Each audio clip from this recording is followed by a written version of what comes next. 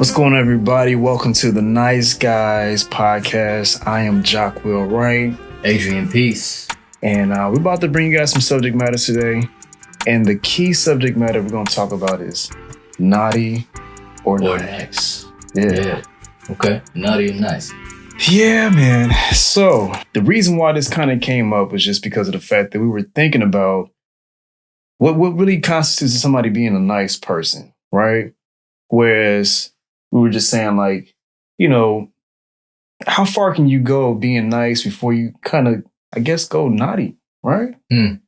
Possibly. Right. Naughty or nutty. You know what I mean? Yeah. It's a thin line. Yeah, absolutely. And it's just interesting because we look at it as, well, people want you to be so nice to a certain extent, but then it's like they drive you to be kind of be naughty. Like, I feel like, Right. in my perspective, what you think, man? It's definitely been, I mean, we discussed this a little bit, but like I feel like I've had the sort of opposite experience of maybe starting off a little naughtier, quote unquote, and ending up a little bit nicer. And then finally now I feel like I'm sort of balanced. But yeah, that's definitely a thing that happens. Like, you know, people take advantage of your niceness, or you know, they just don't, or they take it for granted. Yeah. And it's like, what am I doing? What is this for? What am I You know doing what I'm this saying? for? Right. Who am I? Am I hurting myself helping this person? Right. To You know what what I'm extent? Exactly. And I was talking about doing the opposite. Remember we were talking about that we had the conversation beforehand, trying to get everything put together, of course. But I've been very, I still have my nice tendencies, but now when I'm on the expressway, I don't let you just come in on traffic. I don't care. I'm going. I'm gonna take I'm gonna take flight. Or I just, honestly, I just growing up, man, I just been told I was just too nice, just not having it balanced out, and people just kind of walking over there, taking your kindness for weakness. And now that I've been mean, people are offended by that. So I definitely want to talk about that a little bit. So, like, from my experiences, number one, it trips me out when people, I get mad or get frustrated and like, I can't believe how dare you be upset? Right. You've always been so nice, and now you're coming out of character. I'm like, no, I'm still a human being. I do believe in duality, and I had to come to that point in my life because being too nice, especially to certain people, it doesn't really, you really don't see any type of growth there. You have to have certain boundaries for yourself. It kind of constitutes self-love, having respect for yourself and being able to know exactly what kind of boundaries you want to set for yourself. So that you set the standards. So, you kind of create your own universe, your own space around you. Right. And sometimes you got to be a little naughty. You got to be able to have that balance because people do see it a certain way. And depending on the type of person, you have to be able to stand your ground. I think that's part of developing character for sure. Absolutely. That's something it's not, because I'll be honest, I'm a little bit of a people pleaser at times. Okay. So, like I said, I started off like very, I would say stoic, even as a child. I can to the point that people would like be like, smile, little nigga. You know what I'm saying? Like, I'm a young kid, and like people have like having to tell me like it's okay to smile, it's okay to go play with the other kids and stuff like that. And I was like, get out my face, man. And I grew up with that kind of mentality, and I think it had a lot to do too with like going to like a primarily white elementary school. Okay. Not like really fitting in with everybody else. So it's just like I was just like became a very to myself person because like I felt like everybody else was judging me, or you felt different. Yeah, I felt like I was a token. Plus, I mean, not to be funny, but I am light skinned, so it's just kind of like what I didn't notice. I am, I'm a little brighter. They call me the light skinned Uncle Ruckus, but because I just have my own feels. I tell them, man, all the time. It's just interesting when you see a light skinned person that's light skinned, green eyes and curly hair. You gotta watch out. I got a cousin, man, and you gotta watch. He has all those criteria. He has light skin, green eyes, and that curly hair. And the man he's a convicted felon. So I mean, I think based off my experience as a kid, seeing him in and out of prison a lot, and was making jokes about it, you just kind of see that it's kind of a funny situation. But yeah, growing up in all predominantly white schools, I definitely understand like that feeling of being different. Mm-hmm. And it came to the point where I didn't even know that Egypt was in Africa at one point because it wasn't really put in the curriculum. So that's a very interesting thing that you mentioned that. But I can understand that stoic thing as well too, because growing up in my household, emotions weren't really celebrated.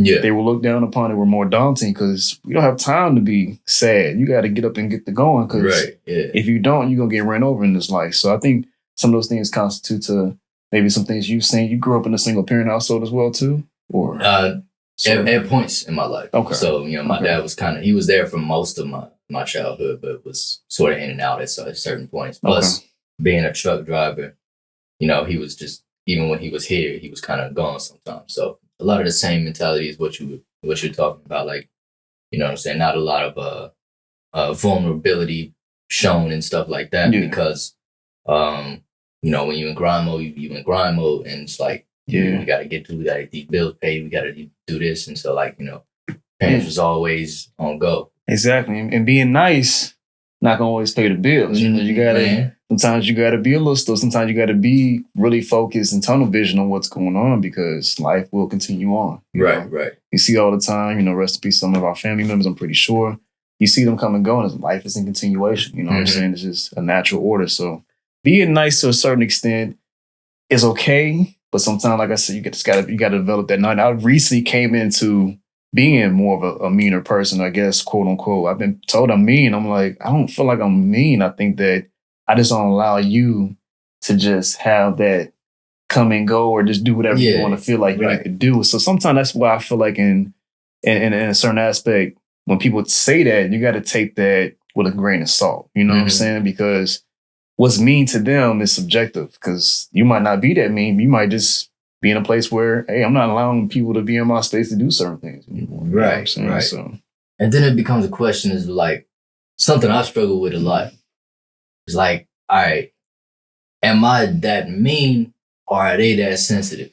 Ooh. Let's talk about that. Like a very arrogant thing to say, but it's like, am I really being mean or am I just setting boundaries and you not used to that and you just being sensitive? Exactly. Yep. So again, it just comes from that intentionality. What are your intentions? What do you think you need to gain from me? And if it stops and I cut off whatever the situation is, how are you going to react in the end? You know what I'm saying? That your reaction to that lets me know even more. Right. I feel like being kind of, quote unquote mean or not as nice, it allows you to be able to see people's true intentions and their character as well, which can definitely be helpful in terms of your development as a person, as an individual. And sometimes I feel like, even like you mentioned, growing up in all white schools, you have this stigma of being this angry person or being mean because of what's put out there in the social, from a social media standpoint. And it's stigmatized. Like you see young black males always be seen as being super predators or aggressive individuals. Yeah. So I think not to get too deep into it, but even with slavery, you see that the mother would just be overbearing because she's afraid of certain things can happen to her son. And then when she becomes overbearing, sometimes it has a decent thing. It maybe helped out at those times because of what was going on socially at that time period. But now it's just like that can also kind of stunt your growth and your development as an individual if you have that.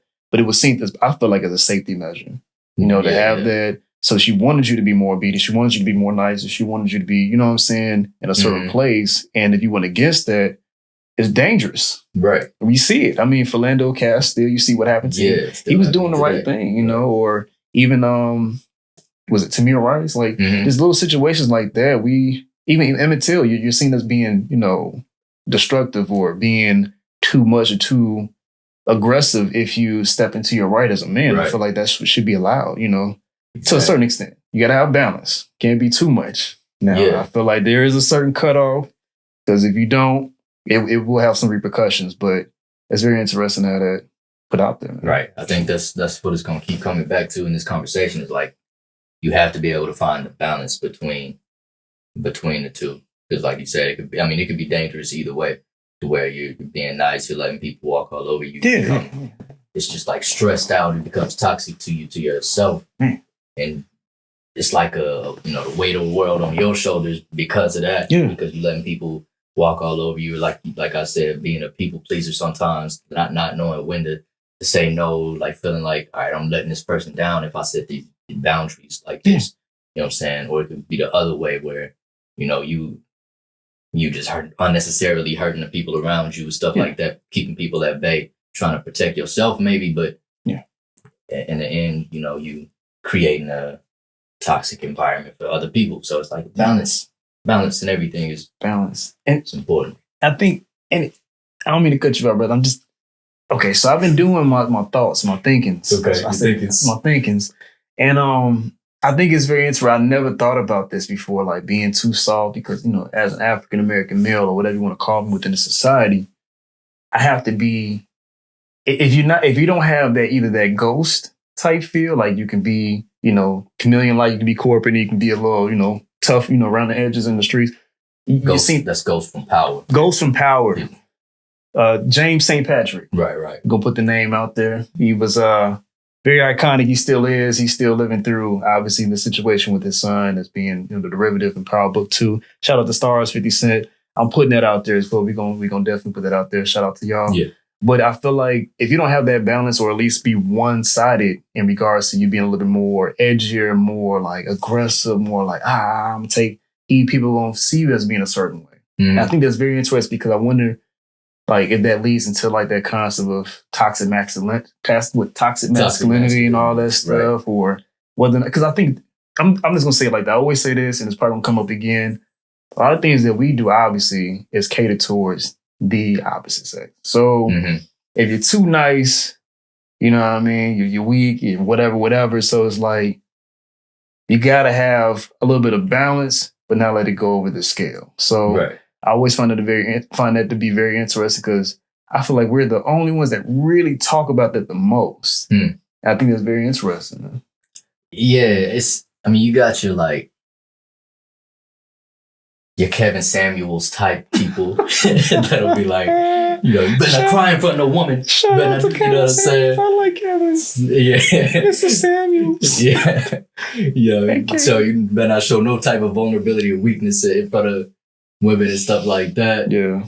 But I feel like that's a little too extreme. But I get it at the same time. You know what I'm saying? It's like, I've showed it. And it didn't work out. They all exes. They all exes. You know what I'm saying? I see a correlation between it, and I'm just like, now I might take a bullet and be like, that hurt. But I see, like, can't have one little tear. My last ex was like, I've had moments where I broke down in front of her, like, and it was cool. Like, I don't feel like she looked at me in any kind of different way, or it contributed to what ultimately happened in the end. But at the same time, I didn't show her enough of the more assertive side of me to where it became like she would do something kind of out of pocket. She saw respect. And not necessarily because I was being vulnerable or anything like that, but because I didn't show I wasn't more quote unquote naughty with her. You know what I'm saying? Or standing your ground. Exactly, because I didn't necessarily I wasn't as good at setting those boundaries. You know what I'm saying? Okay. So I feel like later in the relationship, it was like, why are you being so rude? You know what I'm saying? You're not normally like this. So, she began to think that like I wasn't feeling her no more. Okay. But this is like, no, it's not that. This is just who I am. I'm right. You know what I'm saying? And boom, boom, boom. Now we having these problems. I'm going to stand my ground in that. Okay. You know what I'm saying? I understand that. Do you feel like, was so the preface of everything? So do you feel like at the beginning you had to be a lot nicer to kind of keep her interested? I don't even think it was like a conscious thing. You know, it just kind of happened that way. It just kind of happened. And then that goes to a whole nother rabbit hole. Because now you're thinking like, okay, at the beginning, like them first 6 months, we just talking about the off camera, right? That ego doesn't really show at first. You don't really show 100% of yourself because you're in that honeymoon stage. Right? Can I talk about the honeymoon stage? Talk about it. Talk about the honeymoon stage. You know what I'm saying? So in the honeymoon stage, you all nice and get the flowers and stuff is popping. Y'all have an amazing love making and say all the dates, everything is fly. But then once you get into being grounded in who you are they willing to be able to accept? And I was talking about that a little bit before we got on the camera. Right. I was like, well, nowadays when I'm dating, I'm just going to be straight up who I am. Whether you like it or not, I'm giving you the 100 because I don't want to waste any time. You know, time is very valuable. I'm not wasting yours, and you're damn sure not finna waste any of your money. I think that's setting that same principle. Like, I'm showing you the full value, who I am. And I think that we don't do that intentionally or subconscious. So I definitely understand where you're coming from. And I've done it too. Being super nice and good morning Texas and all that other stuff. But then as you get along the way, it's kind of like it starts to kind of dwindle. Like, are you losing interest? It's like, no, I just kind of set a certain standard that maybe I shouldn't have, and kind of, you know what I'm saying? So I get it. Yeah. I get it. Indeed. Man, it's like, because it's also interesting because, like, sometimes it's just like not until later in the relationship that those opportunities to show that side of you arise. I think because maybe sometimes that person is doing the same thing.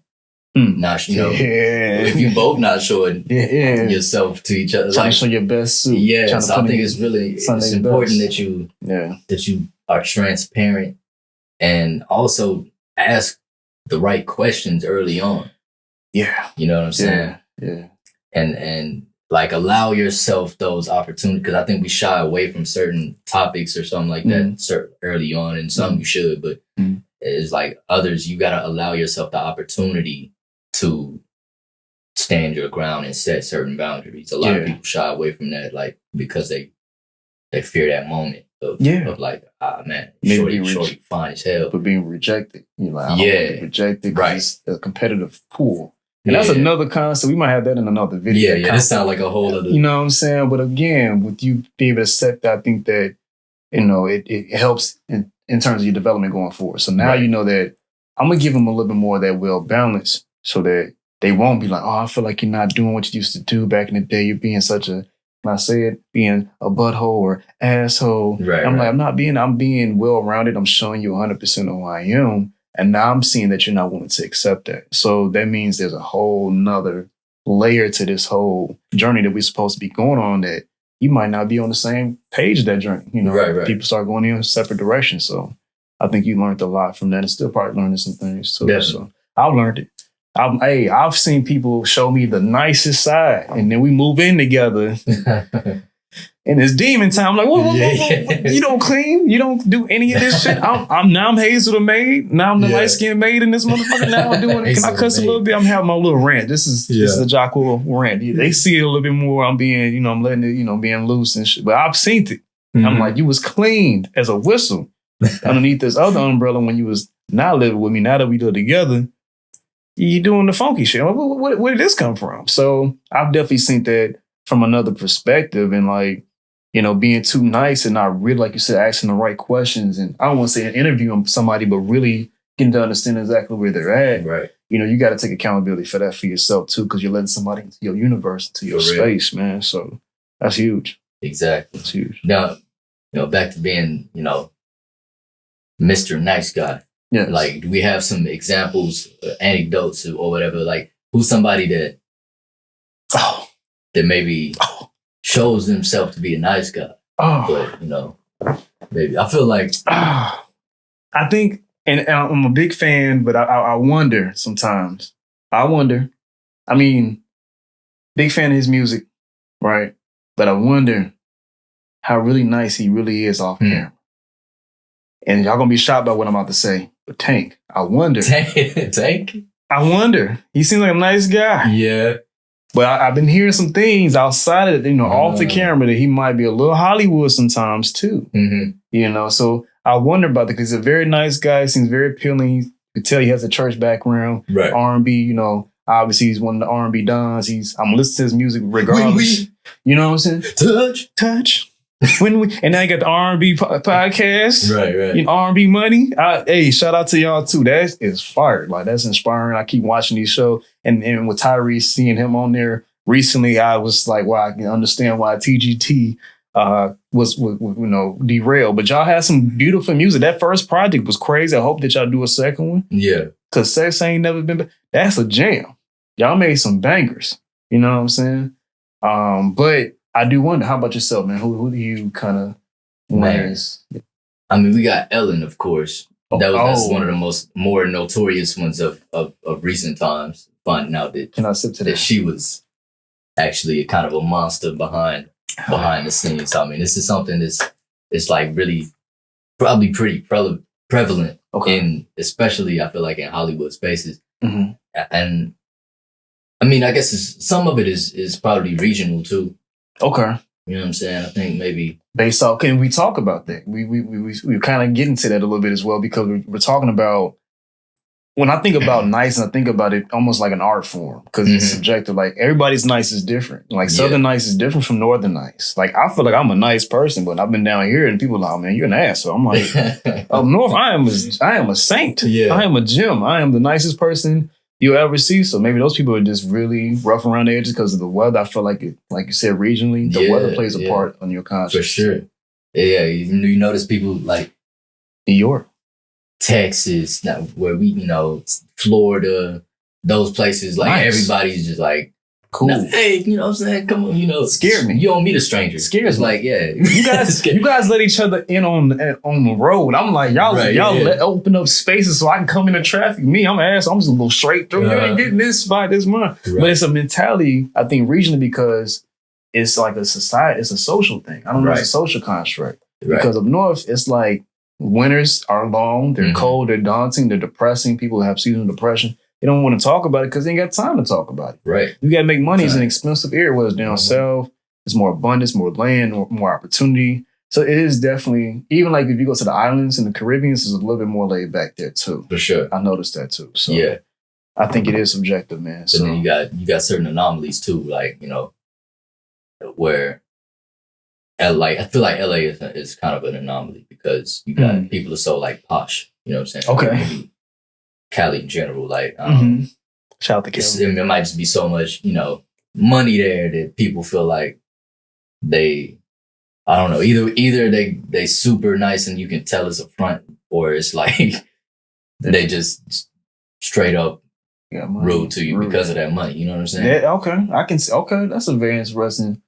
I didn't think about it. I never thought about that. Yeah, but I can see that being the case. You got money, so people can feel like they can treat you any kind of way because it's like everybody else, caters to me because I have this money. Right. And I have this, so I don't have to be nice. So that's another part of the nice concept that we're talking about as well. So this money, allow you to not be as nice as you would like to be. Like if you had the money, would you be more of an asshole or would it bring out more of that in you? I thought about the other day and I was like, yes.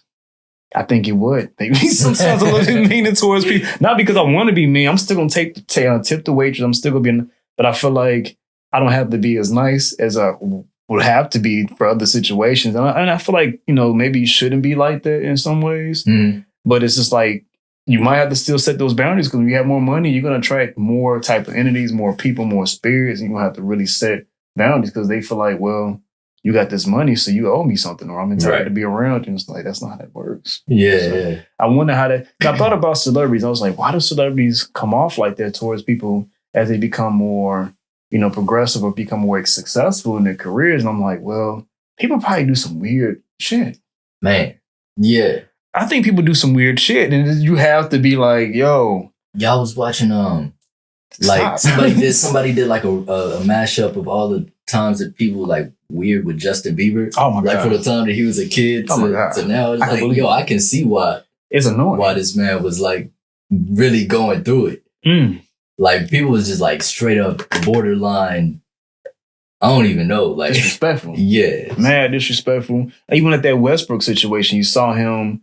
Some little kid was like trying to get an autograph and he just walked past. Yeah. We saw him. He ain't that damn tall. You ain't that tall, Westbrook. I know you saw that.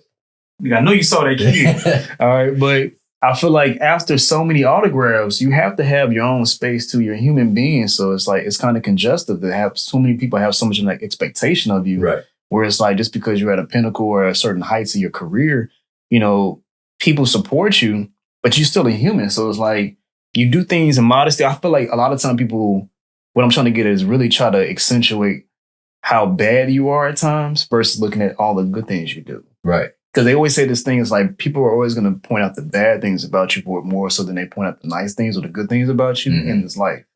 And it's unfortunate, but it does happen. Yeah. And then, except for in the case of like Keanu. Like that man is like he just chill. You always expect people like that it seems just like too perfect for something to come out about them later. It's like, nice dude. Nah, it's like he is all around. Yeah, subway riding around New York, chilling. Yeah. You wouldn't even. He's so inconspicuous. He's like, is that like really him and Andre 3000. Yeah, it's like the only. Shout out to Andre 3000, bro. The Don. Right. Whereas people like recently, I don't know when this is gonna come out, but. Recently, Jonathan Majors that situation is like everybody's like teardrop praising this dude and stuff like that. Like, finally a star that's not problematic. This, you know what I'm saying? And now assault charges something comes out about it. Like, but did it really happen though? No, we don't. Yeah, we don't. It's an alleged situation. You know, we hear these things. The particulars. Exactly. Because like Trey Songz is always beating somebody up at some point. We talked about that one day. Or Chris Brown is always raping or. But if you invented sex, then you probably would, you know. I mean, it comes, it's okay. So the stigma, the label comes. So it's just like, then you have to really be like conscious of how this is being construed, because now the media is trying to make pool. They're trying to keep a job. They're trying to make money. Whoever these people, these platforms are, and is it really true? You know what I mean? At that point, now you have to have an open mind or have an open eye to what's really going on. Because Jonathan Majors definitely is hitting a pinnacle in his career. Right. And I love his work in Lovecraft Country and some other projects he's done as well. Yeah, he did a really good, exceptional job in that role. And now that this happens, and he's on that same platform when it comes to the Rocky or the Creed platform, it's just like, I feel like people will try to jump onto your fame by trying to make you infamous. Mm-hmm. And I think people need to be reprimanded for that too. I hate when women do that. Like you get to a certain place in your career, like Jonathan Majors, and now all of a sudden he's beating me. Now if it's on camera, with that one football player, what's it?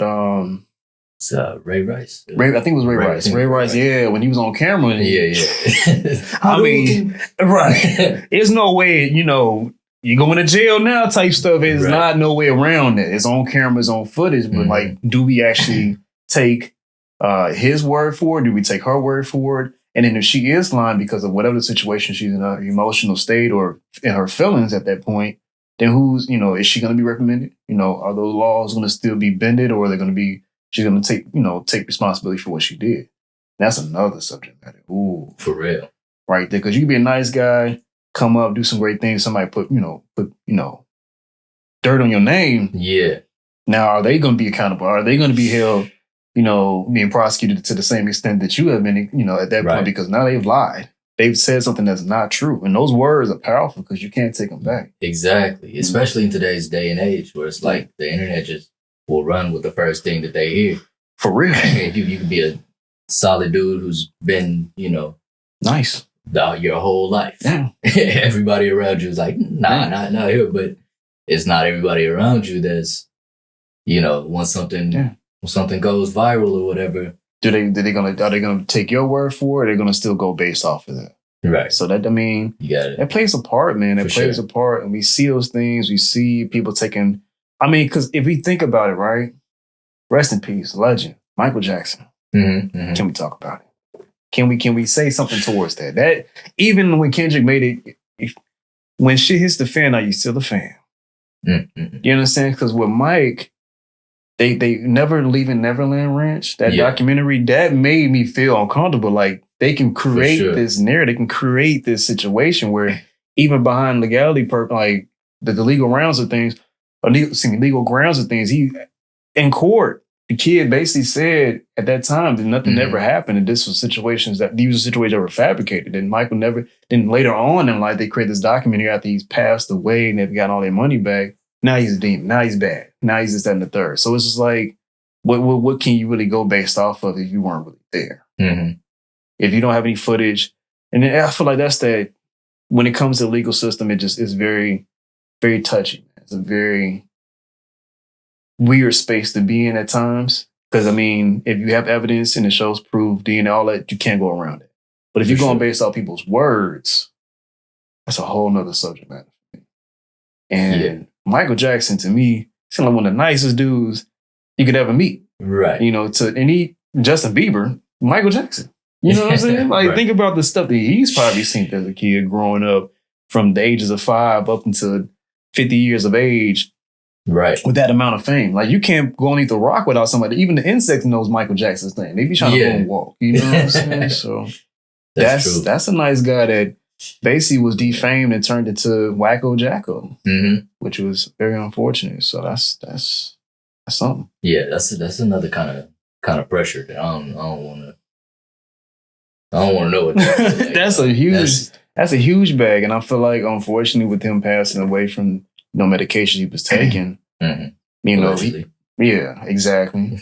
Alleged. There we go. Big word. Big word. Mhm. We talking about buzzwords and gaslighting. Allegedly. Yeah. That should be a hashtag. Allegedly. Right. Because we weren't there. I just feel like, was it needed? I've been in stressful situations as a quote unquote nice guy that's kind of reforming and kind of being more refined and balancing things out. But I had to I felt I needed to do certain things to keep myself sedated so I wouldn't be so overly stressed or dealing with anxiety. Mm-hmm. So, we never know exactly what he was dealing with because that's a price of fame that most people don't even get to achieve. People are still comparing themselves to him. Yeah. After he's left. And that's legendary. I feel like people, this might sound a little cynical or dark, but people are forgotten.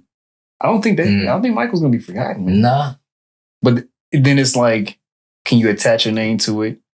Can you do certain things to get, things from it? Because with people, what I've seen as being a nice person growing up, eventually people step in and they start doing things, and you're like, wait a second, this is corrupt. This is not good. And if I don't speak up and step up, like you said, then you're gonna keep doing it. But when I do, then it's a bad thing. So with Mike, it's just like he was such a nice guy and let people stay at his career. I don't think he really thought about it because being, stripped of your childhood, we want to have, childlike friends and not be. I don't think he went through the proper therapy that he needed. Nah, for sure. Abuse is something. Right. I don't know what Joe Jackson was doing. I feel like what he did mold a superstar. Yeah. But to what extent? As a human being, exactly. you can't crack. Yeah. That's deep, man. That's one of them prime rib nice guys. But Mike definitely, I feel like had, I don't know if it was the right balance, but he had a certain balance because Mike was a gangster too. Oh, he was a thug. You know what I'm saying? Can we talk about it? Buying people's whole catalogs that they made a website. Yeah, I'm like Eminem. So yeah, shout out to Eminem, man. He definitely he bought that catalog real quick. Right. So, you talking about me jumping on mattresses for little kids and your songs? I got you, man. You know with that, you feel me? So that nice guy stuff. You got to know when to turn it on and turn it off. I guess it's the moral of the story. Yeah, absolutely. Wow, Sonati, nice. Yeah. Very interesting. Can we talk about it, man? We have this one segment we talk about that'd be nice. We want to shout out certain things that we like to consume, put people on as well. So shout out to Charles Ray's Coffee. I think it's Coffees and Roasters. So it is a Black-owned company. Shout out to to the melanated ones, but it's actually a really good coffee. We got the Starbucks, we got the other brands, Dunkin'. But this company right here, they definitely are right next door. They're neighbors to me. They've actually they still want me to come do a mural and kind of work with them as a business as well too. But shout out to them. And they're actually doing their thing, making this coffee thing happen. Like everybody drinks coffee. We're known for in our communities to be distributing other things, but they're moving them coffee beans. Yeah. So shout out to Charles Ray's. And then this is one other drink that'll be nice to be sponsored by. For some reason, I'm addicted to this, and I'm gonna have to get him one too. I gotta check this out. It's called Steez. I call them Steezies. You get them at a QT gas station. I don't know where else you can get them from. When I drank these the first time, I had this mint flavor one. I was like, this is my Steez right here. My Stilo. You feel what I'm saying? I'm taking it back to the 90s. This is my Stilo right here. So shout out to Steez and they flavor. They got multiple different flavors. I can't put them all right now, but I got the green tea mint. This is delicious. All right. I'm gonna check that out for sure. Yes, sir. That'd be nice. That'd be very nice. So yeah. Hit us up. If you have any, if you are watching and you have any connections to get us to these, or maybe you have a brand of your own and you would like to sponsor this podcast, Steez, we invite you because that'd be nice. That'd be nice. That'd be nice. But okay, everybody, thank you so much for tuning in with us as well too. This is our first time shooting this up, but hopefully you guys will come back. Got my man Adrian. Yeah, man. Mr. Peace. We appreciate y'all watching and listening. Yeah, absolutely. And, again, you can find us anywhere you find podcasts. Absolutely. Wherever you enjoy listening to podcasts most. We also have this up on YouTube. Make sure you like, subscribe, comment, share, all of those things. And all three. It's just the first episode. We're going to get a little deeper into some of the things that we talked about today. Yeah. And future episodes, as well as talking about some things like fight or flight. Man. You know what I'm saying? Recurring dreams. You know what I'm saying? Talk some more about how you find balance in life. You know what I mean? How do you not be too nice? How do you not be too mean? How do you know? Are these societal norms that we should not even be worried about? You know what I'm saying? We're gonna talk about a lot of those things and kind of break them down in our own way and kind of just banter and absolutely, you know, go off on tangents like we did today a little bit. We got to. I mean, I feel like those things are necessary. I think we want to speak on some things that most people are not willing to talk about when it comes to conversational pieces around, other people because they want to feel weird or feel uncomfortable or feel like they're not being as nice as they project themselves to be. So I definitely want to make sure within this space we're able to uncover some things. If y'all want to leave comments, have things y'all want to kind of throw at us, maybe we can talk about those subjects as well. Throw them in the comment section, good or bad. We're gonna speak on it. We might even shout you out if you say something crazy, but of course, if you say some positive things, we're gonna shout you out as well too. Again, like I said, YouTube. My name is Jacques Wright. We're gonna have other platforms as well for podcasts for you guys to follow us. Absolutely. We really appreciate y'all time, of course, and y'all stay blessed. That's a nice guy. All right, peace.